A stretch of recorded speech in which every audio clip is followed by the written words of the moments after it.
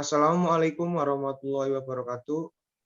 Waalaikumsalam Salam warahmatullahi sejahtera wabarakatuh. bagi kita semua. Perkenalkan, nama saya Nanda Maulana Putra sebagai moderator.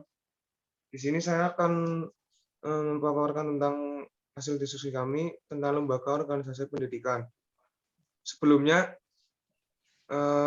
kami ada beberapa anggota. Yang pertama ada Mas Asa Cesar Nurdiansyah.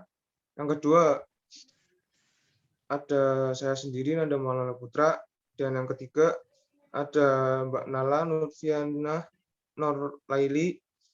Yang ketiga ada Mas Ade Ali Mahfuz Saputra, ada Mas Ilham Jagat Satria, ada Mas Deswitama Fahri Reza, ada Mbak Mulia Arahma Vinisia, dan ada Mas Ahmad Surya Saputra. Yang pertama, slide pertama akan dibacakan oleh Mas Asa Cesar Nurdiansyah. Waktu dan tempat saya persilakan. Baik, terima kasih moderator telah memberikan saya waktu untuk membacakan materi berikutnya. Yang pertama itu konsep organisasi. Organisasi merupakan sistem saling pengaruh antar orang dalam kelompok yang bekerja sama untuk mencapai tujuan tertentu. Tercatat Sutarto 1998. Selanjutnya, itu unsur-unsur yang membentuk organisasi. Yang pertama itu manusia, yang kedua tempat kedudukan, yang ketiga tujuan, yang keempat pekerjaan, yang kelima struktur, keenam teknologi, dan ketujuh itu lingkungan. Oke, saya serahkan lagi kepada moderator. Baik, Mas Asa, terima kasih. Slide selanjutnya akan dibacakan oleh Mas Ade Ali Mahfuz. Waktu dan tempat saya persilakan. Baik, izin masuk. Terima kasih moderator. Di sini saya akan melanjutkan membaca. Yang pertama ada aspek-aspek organisasi. Merupakan komponen-komponen yang harus ada dalam suatu organisasi. Terdapat beberapa. Yang pertama ada mission atau alasan utama suatu organisasi. Yang kedua goals atau tujuan umum, stakeholder organisasi. Yang ketiga ada objektif atau hasil atau sasaran yang spesifik, terstruktur terkait pada tujuan. Yang terakhir ada behavior, produktivitas dari kegiatan rutin. Next.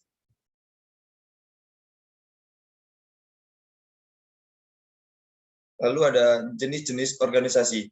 Pertama, organisasi formal. Organisasi yang dicirikan oleh struktur organisasi.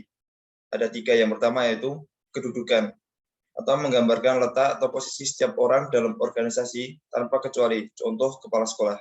Yang kedua, ada hierarki kekuasaan atau rangkaian hubungan antara satu orang dengan orang lainnya dalam suatu organisasi.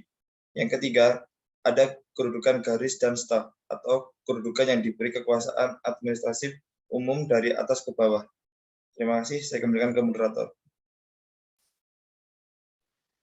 Terima kasih Mas Ade Ali. Oke, untuk selanjutnya akan dibacakan oleh Mas Reza. Waktu dan tempat saya persilakan. Monggo. Terima kasih moderator. Organisasi informal, interaksi antara orang dalam organisasi informal. Dimensi struktur organisasi, kompleksitas atau tingkatan diferensiasi, horizontal, perbedaan antara unit sampai orientasi anggotanya. Vertikal, perbedaan didasarkan pada kedalaman struktur. Spasial, perbedaan didasarkan pada kondisi geografis. Formalisasi atau tingkatan sejauh mana pekerjaan di dalam organisasi distandarkan. Dan terakhir sentralisasi atau tingkat di mana pengambilan keputusan dikonsentrasikan dalam organisasi. Saya kembalikan ke moderator. Baik, terima kasih Mas Reza. Slide berikutnya akan dibacakan oleh Mas Ilham Jagat. Waktu dan tempat saya persilakan. Ya. Materi selanjutnya adalah contoh bagian organisasi. Yang pertama, Kepala Biro X. Yang kedua, Kabag A. Yang kedua, Kepala Bagian B. Yang ketiga, Kabag C. Kabag A terdiri dari pelaksana 1, pelaksana 2. Kabag B terdiri dari pelaksana 1 dan pelaksana 2. Kegunaan skema atau bagan organisasi. Menjelaskan hierarki dalam organisasi. Besar kecilnya organisasi. garis saluran wewenang, berbagai macam satuan organisasi, rincian aktivitas, rincian tugas pejabat, nama dan pangkat golongan, jumlah dan foto pejabat, dan terakhir kedudukan. Terima kasih.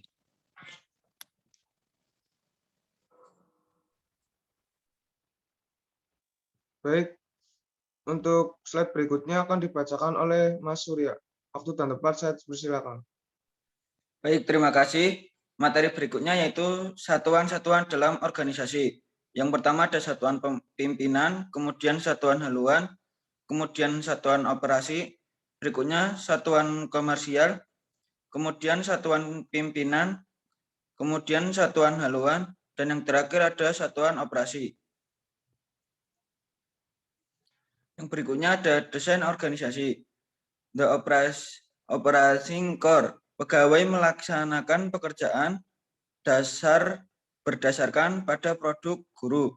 Yang kedua ada strategi APEC, manajer tingkat puncak yang diberi tanggung jawab keseluruhan untuk organisasi kepala sekolah. Yang berikutnya ada the middle line, para manajer yang menjadi penghubung operating core dan strategi APEC, dekan atau wakil kepala sekolah. Yang keempat ada the technostruktur, para analis yang bertanggung jawab melaksanakan standarisasi dalam organisasi SPMI. Yang terakhir ada the support staff, para pendukung kegiatan dalam organisasi TU. Berikutnya saya kembalikan ke moderator.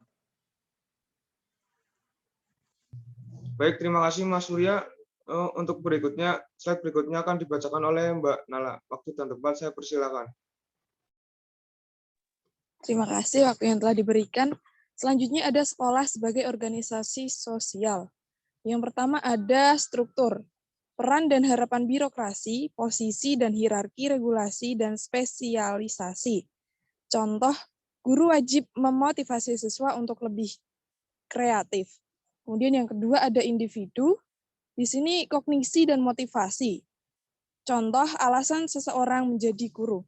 Kemudian yang ketiga ada culture, yakni budaya kerja seseorang meliputi nilai, nama, kebiasaan, dan cara berpikir. Kemudian yang keempat ada politik, yakni kekuatan hubungan informal yang memunculkan penyeimbang sebagai ekspresi individu terhadap aturan atau regulasi.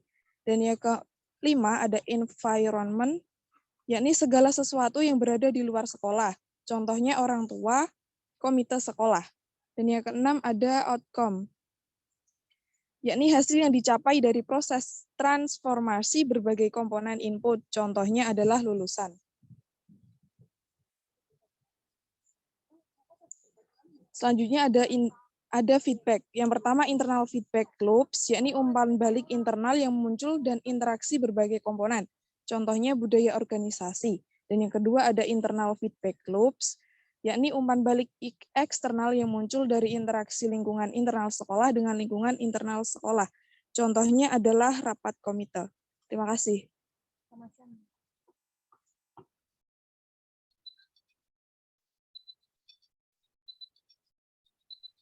Baik, terima kasih Mbak Nala. Untuk slide berikutnya akan dibacakan oleh Mbak Mulia Arahma. Untuk dan tempat, saya persilakan.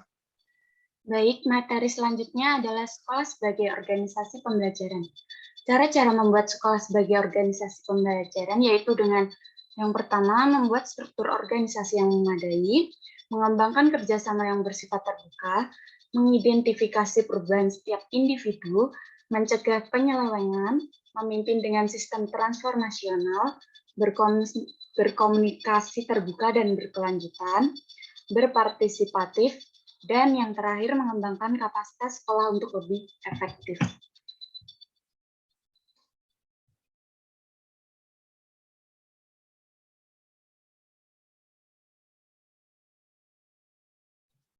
Baik, saya kembalikan kepada moderator. Baik, saya ambil alih ya.